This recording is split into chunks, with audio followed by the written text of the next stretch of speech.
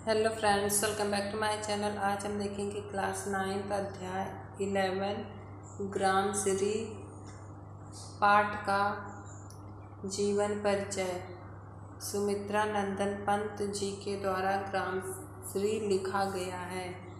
सुमित्रा नंदन पंत का जन्म उत्तराखंड के बागेश्वर जिले के कसौनी गांव में सन 1900 में हुआ। उनकी शिक्षा बनारस और इलाहाबाद में हुई। आज़ादी के आंदोलन के दौरान महात्मा गांधी के आह्वान पर उन्होंने कॉलेज छोड़ दिया। वीणा ग्रंथि, कुंजन, ग्रम्या, पल्लव, युगाव, स्वर्ण किरण, स्वर्ण धूलि, कला और बूढ़ा चाँद, लोकायतन, चिदंबरा आदि उनकी प्रमुख कृतियाँ हैं। प्रश्न अभ्यास। पहला, कवि ने गांव को हरता जन मन क्यों कहा है? उत्तर, कवि ने गांव को हरता जन मन इसलिए कहा है क्योंकि गांव का प्राकृतिक सौंदर्य सभी को प्यारा और मनमोहक लगता है। गांव अपने प्राकृतिक सुंदरता के बंधन में सभी को बांधते हैं। दूसरा, कवि में किस मौसम के सौंदर्य का वर्णन किया है? कविता में किस मौसम के सौंदर्य का वर्णन है?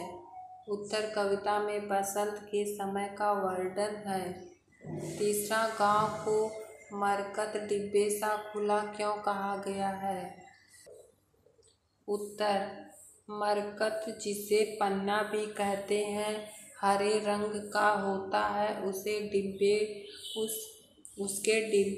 डिब्बे को खोलने पर हरे रंग का प्रकाश फैल जाता है। क्योंकि गांव में हरियाली चारों तरफ फैली हुई है, इसलिए कवि ने गांव को मरकत